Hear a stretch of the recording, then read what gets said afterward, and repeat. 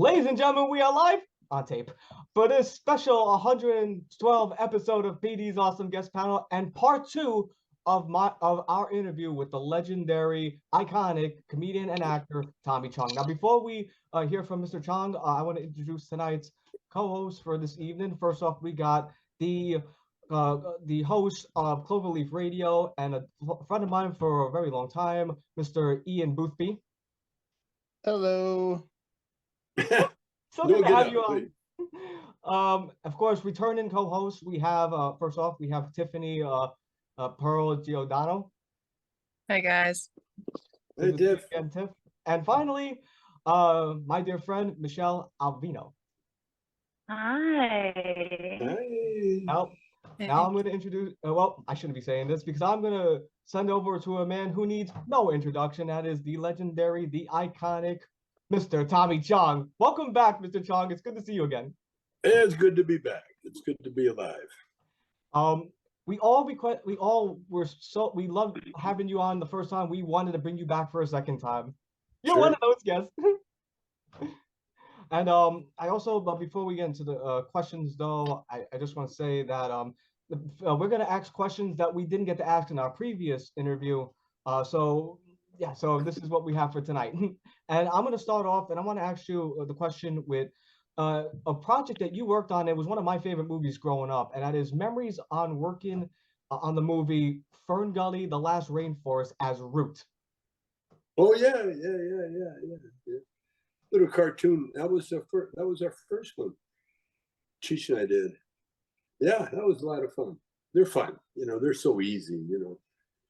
It's like you just have to repeat whatever someone else wrote. And it was fun. We enjoyed it. Did you have a favorite line as Root? What's that? Did you have a favorite line as Root? Not that I can remember now. Okay. That's a lot of tokes in between. Oh, okay. Ian, your question, buddy? Well, I remember an appearance that you had on Trailer Park Boys Out of the Park, USA. You had a smoke battle with Ricky, Rob Wells. How were you contacted by the boys, and what was it like working on such a legendary show that also deals with the stoner comedy? Well, it was so much fun because, I'm a big fake. I don't smoke as much as it looks like I smoke, And so when I had to do the bong contest, I just kept giving the other guy, I kept giving Rick, was it? I kept handing him, making him smoke, and he didn't turn it down. Oh, okay. It was a lot of fun. Those guys are a lot of fun. Yeah, it's got to be cool getting to work and share your kind of stoner comedy that you guys pretty much like originated with different generations that have brought their own kind of element into the force. Well, we personally, we got our ideas from other people ahead of us, Okay. The committee and the Second City. I was thinking, reminiscing, because I've been watching Everybody Loves Raymond, and I realized watching Peter Boyle on that show that he was the first time I ever saw anything called improv acting was in Chicago at the Second City, and Peter Boyle was one of the stars of the show that I saw, and then I worked with Peter on Yellowbeard. And so it was because he really was the very first guy that really got me interested in doing improvisational comedy. Very cool. Oh, okay. And Tiffany, you have the next question? You got it. Yes, I have a question, Mr. Chong. Do you prefer writing, producing, or acting? I'm a compulsive writer. So I write, all writers, we're all compulsive.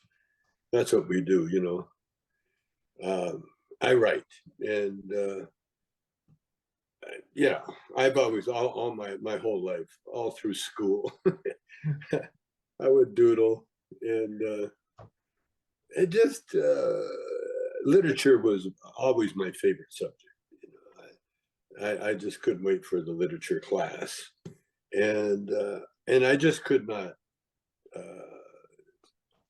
get into math. I was the opposite of math.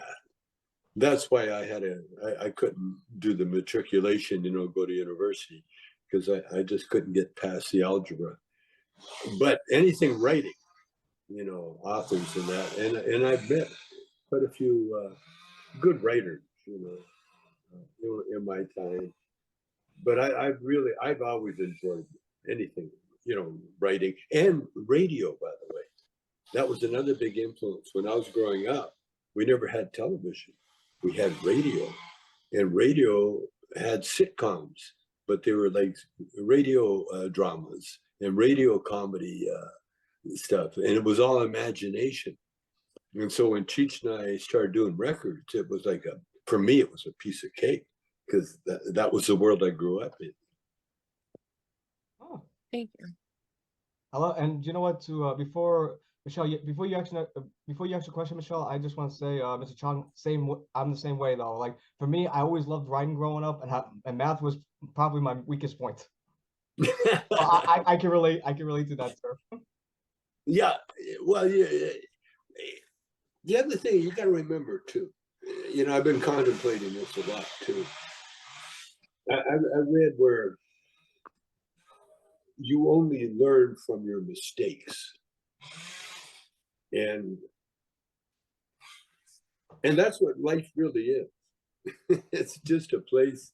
Earth is just a place where we can make all the wrong choices and all the mistakes in the world, and then learn. Sometimes, but yeah, the physical world, it's a learning place. Because I've been doing some soul searching, sort of like kind of reminiscing, or sort of searching for what they call answers. When you reach a certain age, like I have, then life really becomes a memory, because it seems everything you do, it seems like, well, I've done this before. But yeah, and so the memory, for me anyway, I live in my memories. I don't. I live in the present, because my present is very, very beautiful, really nice, and compared to where it was at one time. So I don't know. I just ramble on till someone shuts me up. Michelle, your question? Yeah. So I was wondering, do you like live acting or voice acting better? When you appreciate the moment, it's all in the moment. I don't have a judgment on anything. It's whatever I'm doing, that's what I'm enjoying,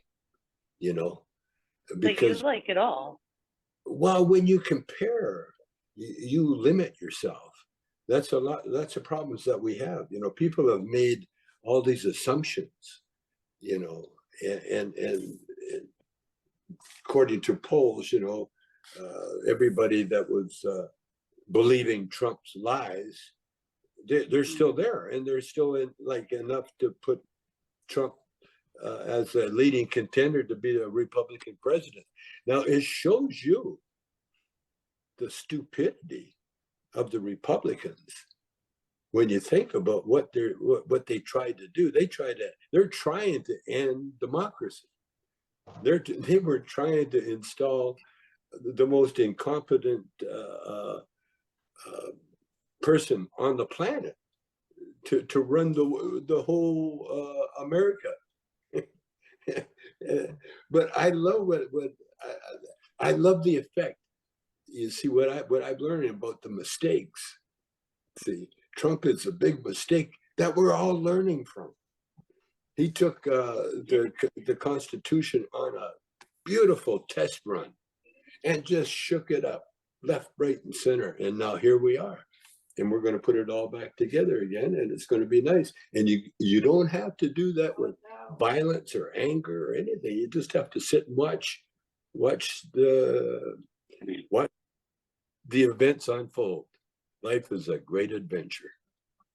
You're right about that.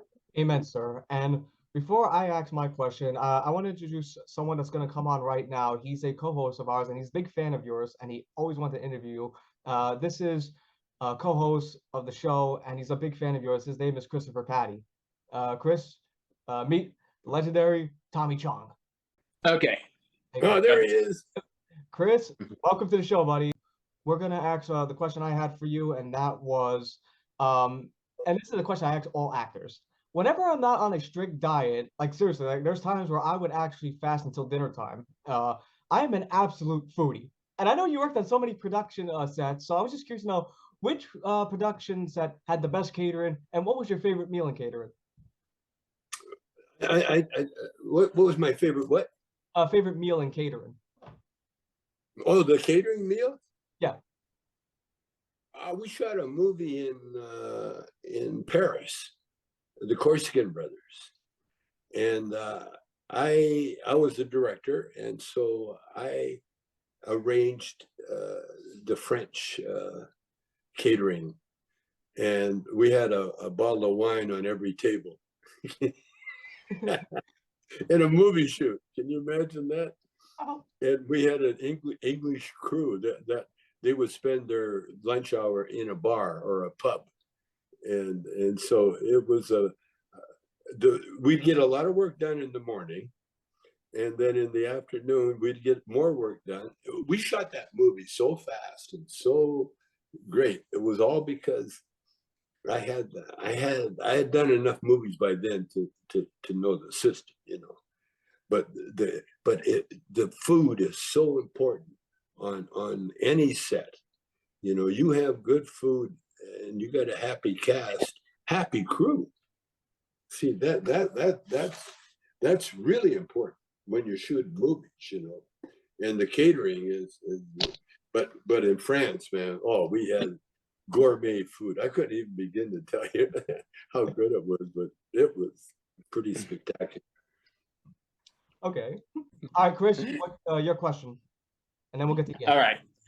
So, Mr. Chong, as an icon of cannabis, who do you think should be the patron saint of marijuana on 420 if it were made into a national holiday?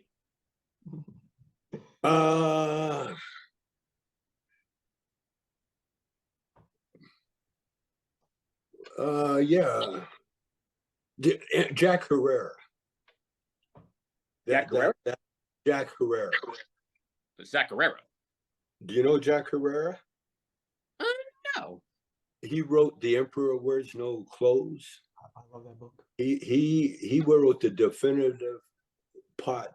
He exposed the whole legal injustice system, everything. And he's out of California. He died a little while ago. Had a couple of strokes, but he was the voice of cannabis, all Oakland and from Ann Arbor, all over America.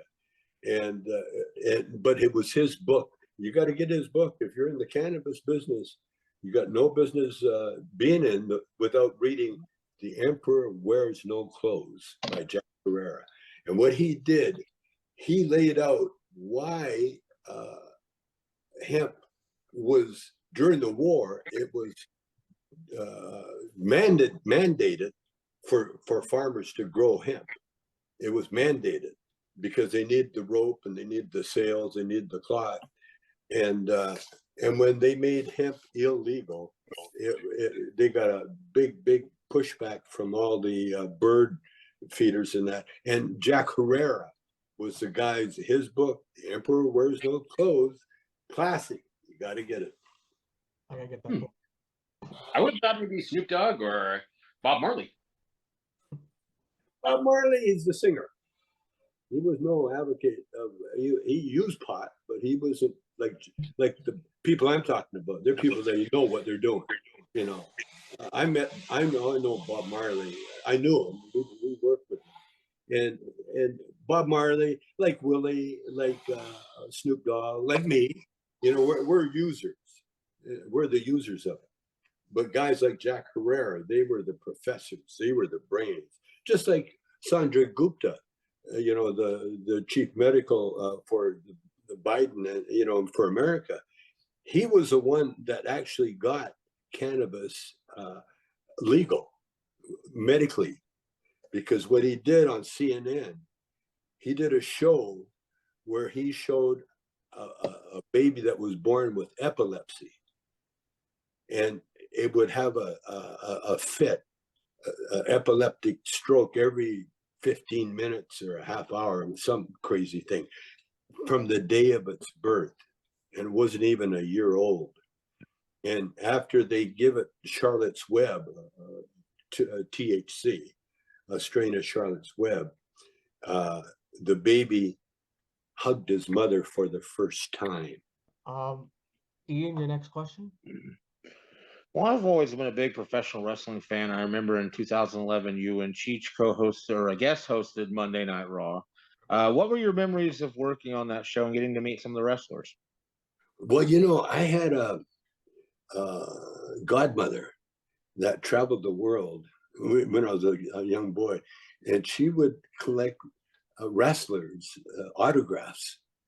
And so then I had a friend that their brothers back in the 50s. Wrestling was huge. It was big. Everybody was, that was a big Elvis Presley kind of concert thing. Big draw. So I was a big wrestler fan, and I got to learn a lot of the tricks, the Indian Deathlock and all these different wrestling holds and that. And so I was a big wrestling fan. And then my dad, when I got a little older, we went to a wrestling match.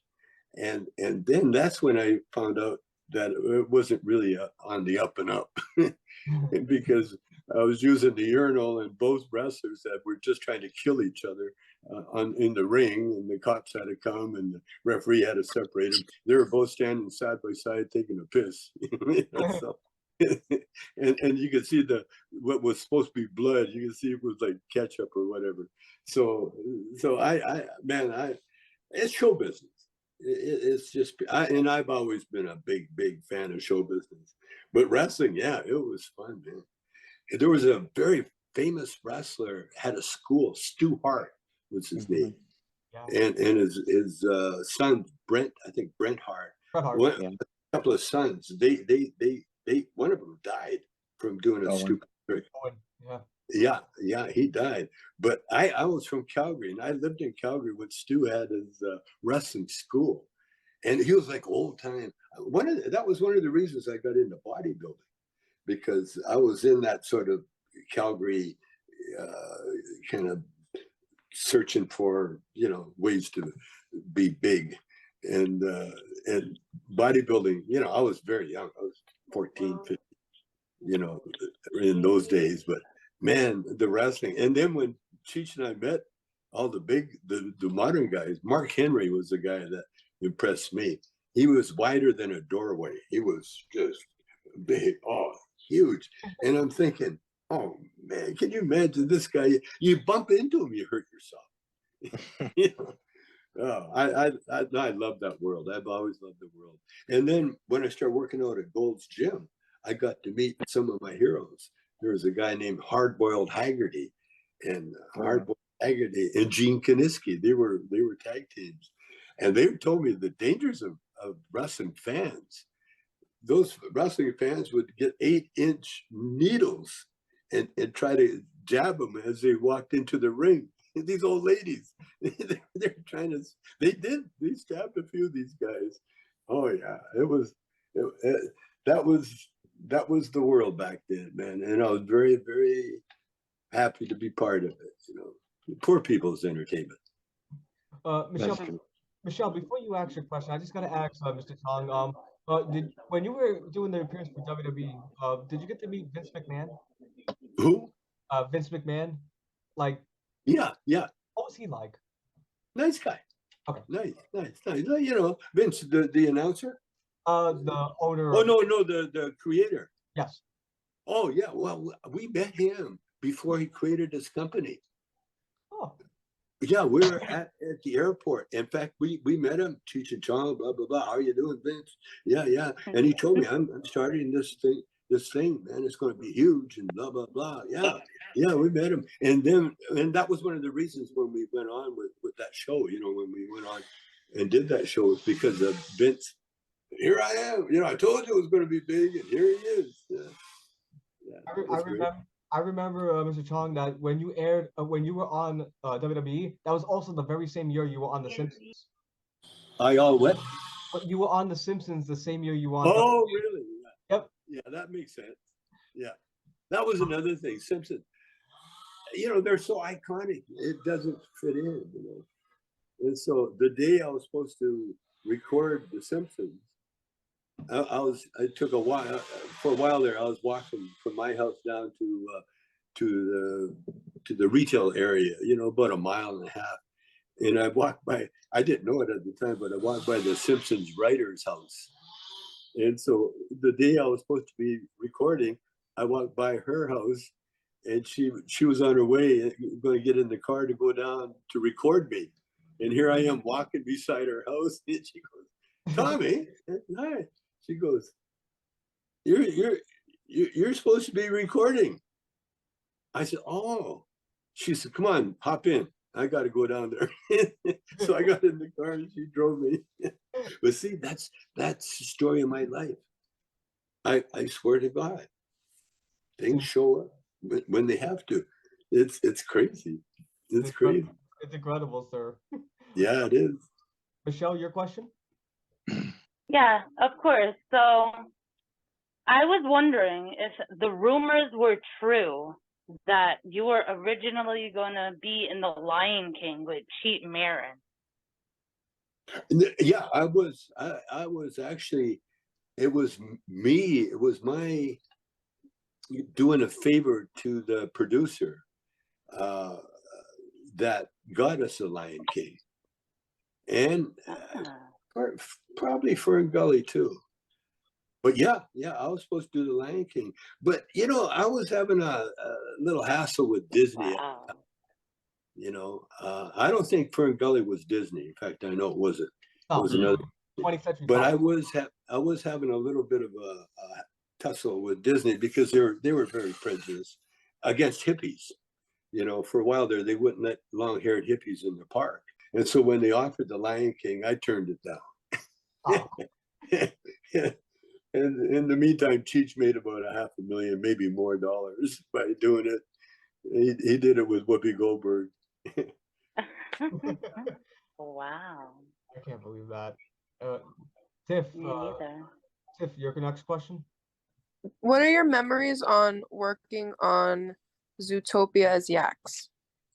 Oh, there's another. See, that was my,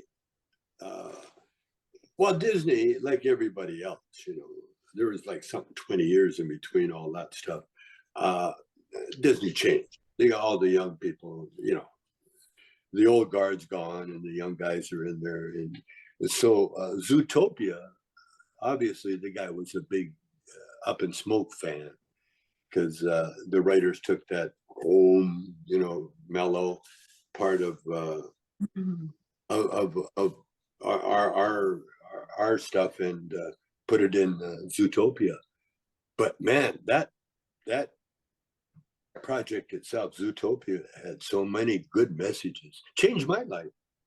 It really changed my life. I always had sort of like a bodybuilder's attitude toward people that weren't in the best of shape, you know. And a lot of bodybuilders have that, you know, they figure because they're in good shape that they're somehow better than other people. And when I saw Zootopia, I just saw the civilization that included everybody, all sizes, all shapes, all with different talents because of their size and shapes and everything. And so the lesson I learned was that there's room for everybody. And the weirder, the better. So Zootopia, and I love that one part in Zootopia where they have a howling, where all the wolves start howling, and they don't know why they're howling. They're What's up? I don't know. Because it's a thing. But that's the connection of the animal world and us and the humans, you know, the way we can communicate. So I have a very strong suspicion that that we are connected to Earth. Everything that lives on Earth, we have to experience it somehow. And right now I'm in this body doing what I'm doing here. You're in that body doing what you're doing and everything else. But because of eternity, we can come back as a whale, as a bird. Well, the natives, that's how they used to call name their children after the different creatures in the forest. Because you know that you know, it'd be like a songbird made human. You know, I could see that. You could see by the way people can sing from the time they're born, almost. You know, like a little bird can sing. So, as you get older, the questions that you were asking when you were younger start being answered, but you got to be very careful. And I tell this to some people, but you got to be careful. Spoiler alert, because people going through hardships and dramas and all sorts of things, it's because that is their karma. You know, that is what we're meant to be doing. You know, just like you guys doing what you're doing. You know, why are you doing it? I don't know. This happened, that happened. You know, I've always wanted. There's always these incentives. You know? And I think that's another reason why I do a lot of these podcasts, because it's the spirit world guides us, whether we want to, whether we know it or not. And the truth is, we're only allowed to know what we need to know in order to learn the lesson that we're here to learn. Does that make sense? Yes, absolutely. Yes. Yeah. Yes. And I was gonna say, Chris, you had a second question, I believe. Yeah. What are some of your memories working with the late great George Carlin? George and I, you know, I had so much respect for George, and vice versa, because yeah, George was so talented. He was a musician. You know what I found out? All my heroes had a lot of things in common. All my music heroes, the Beatles, Eric Clapton, all the guitar players, and George Carlin. You know what they had in common? Besides all being musicians, they all went to art school. Art school is such a big connection. David Bowie, Eric Clapton, John Lennon, Paul McCartney, every one of them, everyone, Mick Jagger, all of them. And now Mick Jagger not only went to art school, but he went to finance school too. So he learned how to deal with finances. Yeah, and I'm learning, and I see the connection with art, music, and any of the classic stuff. You know, art's considered classic, and the other connection is the pot. All the artists that I love, you know, they have some connection with marijuana somewhere, especially Van Gogh. Van Gogh was a serious. Well,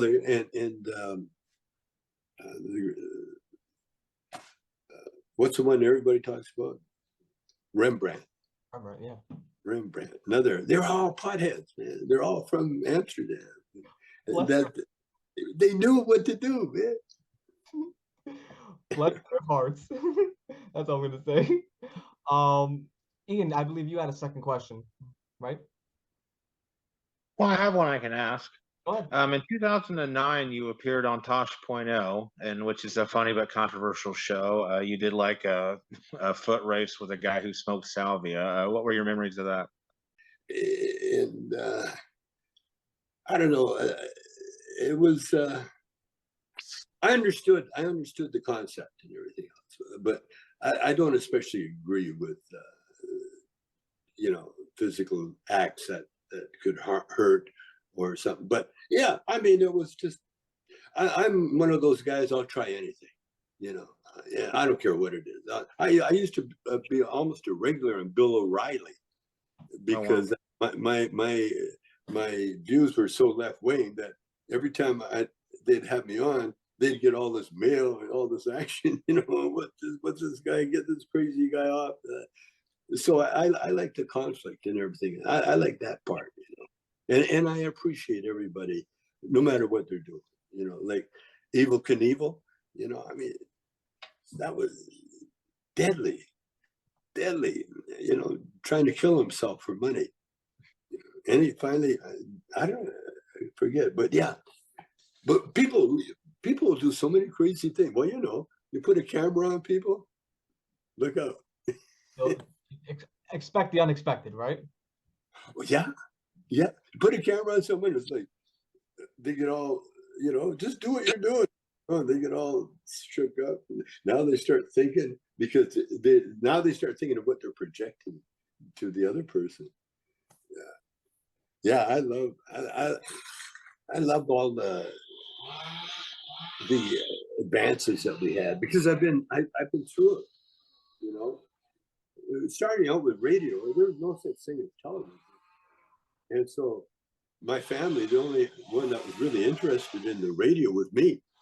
And so I used to take the radio to bed with me and play it real low and just listen. That was my life. That's how I got into everything, music, everything. But I never got into anything for money, until, in fact, that was my weakness or strength, probably strength. Because if you put a price on yourself, chances are when you get that price, you quit. If there's no price on yourself, then you're just going to the next adventure. Then everything is an adventure. That's my thing. If you put a reason why, especially money, if you're doing anything because you need the money, whoa, that's not a good position to be in. Oh, it's desperation. Yeah, and then you'll find, well, of course it's lessons too. I gotta tell myself, shut the fuck up, because you go through life, the hardships are the lessons, and that you're learning. Yeah, I know. I spend all my time watching my iPad. So I was actually just looking up Evel Knievel himself and what happened to him. And yeah, actually it turns out that he ironically died of natural causes in 2007. Isn't that something? Really? Yeah. In But fact, see, he knew how to capture the attention, of people and eyeballs.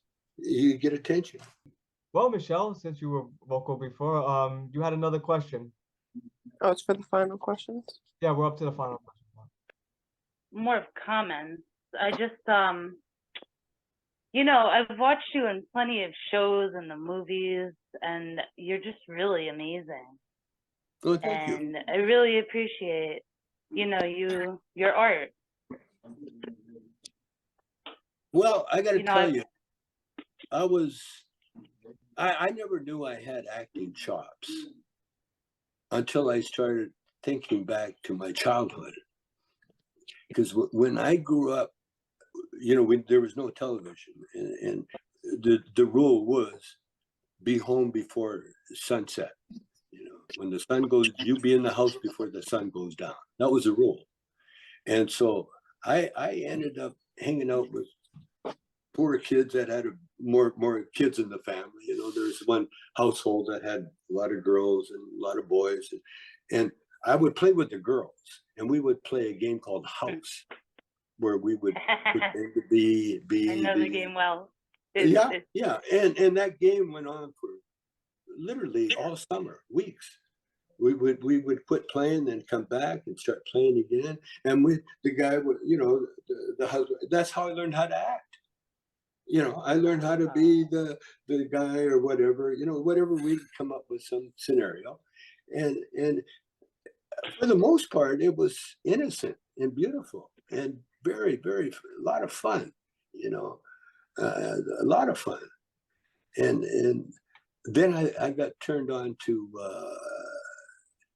Well, first of all, I got turned on to girls, but what I would do from my experience in the home, I never had like parents or anybody. My mother, father never drove me to school, never held my, you know, none of that shit.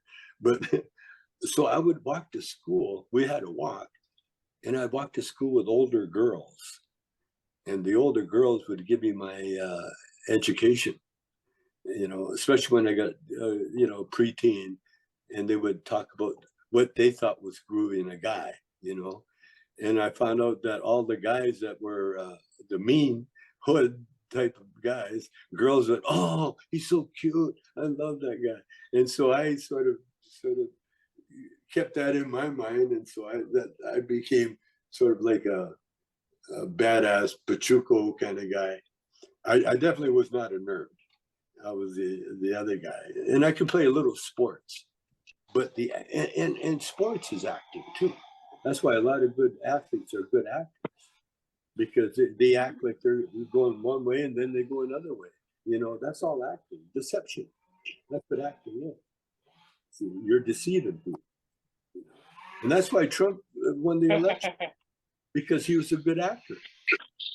Yeah. Yeah, and he was looking enough, and people, especially on the TV, people like to look at pretty things. You know? Definitely. Yeah. Let's hope Trump doesn't come again. Yep. Let's not go for a replay. Mr. Chong, before we conclude the interview, we're all going to say like final comments and questions though, and we're going to start with Chris. Any final comments or questions you have for Mr. Chong? What it was like for you to be on that 90s show? I'll just touch on it. It was definitely awesome to see you reprise your role. And yeah, if that 90s show turns out to be like a hit that keeps going on as long as that 70s show did, I look forward to seeing you on more. Yeah, well, you know, everything's changing now so drastically. Those days are gone, and they're gone really, really for good. Yeah, we have to look for the future, you know, and the future is similar, but there's some really good things coming out. You know what I love about what we're seeing? The Lindy Hop, the dance, I know that. the jive, is coming back. And now that was the first dance that I learned, was the Lindy Hop, and then the twist and all the cabaret kind of stuff came in and that. But we're going back to the Lindy Hop. But yeah, I like ballroom dancing too. I love dancing. That was my fun to do in Canada growing up, going to dance. Hey, sometimes the old has become the new. Yeah. And even in my army dress uniform, and we've actually gone back to like the old 40s and 50s style. They were the best. They were the best. Yeah. Apparently that's the consensus. Go back, retro. Yeah. Well, you look at fashion. Fashion, they look at the old ways, you know, the 20s, 30s, and all that. Yeah. Oh, were you in the Marines or the Army? Just the Army. Yeah. Yeah. And how far did you get? That's still pending, sir. Oh, really? Are you still in the Army? Correct, sir. Oh, cool. Oh, yeah. Yeah, I came very close. I went to Army Cadets. I got if I were to enlist, I would go to the officers training program, but I got out of there. No, I didn't like the haircut. It's something you just gotta like bite the bullet for. Oh yeah, yeah. That was fun. Everything in my life is an adventure that I managed to walk away with learning something about it. No regrets for sure, none at all. Every time I got fired, I got a better situation. So you kind of look forward to it. Very cool, sir. That's awesome. Mr. Boothby, your final question or comment for Mr. Chong? Yeah, I just had a comment, Tommy. I've been a fan for 25 years, probably longer than I knew what marijuana was, and wrote you a letter years ago, and you signed some stuff for me. So thank you for being cordial and for doing this interview and for always being a ray of sunshine. And I like your headband, man. Thank you. Back a lot of memories. Yeah, I wore that just for you, sir. Okay, thank you. Appreciate it. Tiffany, final comment and or question for Mr. Chong? I have a personal question. I was wondering if you have a bucket list, and if so, what is something that you've always wanted to do but haven't got the chance to do? I haven't smoked. I've smoked out with every Beatle except Paul. Oh. And Paul is the only Beatle that really was the beginner, the pothead in the whole thing. Now he knows that it's on my bucket list, so it's on his bucket list too. And so basically, that's the only bucket list I got. All the rest of them, I've done it, but that's really the last one. Well, thank you. The final question I have for you, Mr. Chong, is, and this is what I ask every actor and actress, any one in the showbiz question, that is, what's next for Tommy Chong? And here's the part of the part, sir. You've been on this show before. This is an open forum. I'm passing the proverbial microphone over to you. You can say anything you want. What's next for Tommy Chong? In one way or another, I'm going to become one of the richest men on the planet. I'll even give it within the next 10 years. I'm going to become one of the richest men on the planet. And by doing so, and the reason I want to do that is because I have a plan that could revolutionize how we live together on the planet. And I think if everything goes well, we will have no need for anything nuclear other than for space travel, if that's the case. Because I've been studying everything, what's going down. And because I'm in the business, I know the problems, and the problems are usually why we have problems, is so we can develop solutions that will help us not only with the problem but with life itself. And so my great knowing, and it's like knowing this. I do a podcast with my son called Bowmates, and he gets a little upset because I'm so confident in what I say. I'm full of confidence. I'm right. Well, when you hit my age and you learn that you are right, and then it's okay. It's okay to be right. It's okay to be right. Definitely learn more when you're wrong. Think about it. Because if you're right, there's nothing to learn. If you're wrong, you got to learn the truth. You're right. So being wrong is a good learning exercise. But I'm really looking forward to it. But anyway, I got to go. I love you guys. Yes. Thank you again, sir. You have an awesome night. Thank you. Take care. Have a wonderful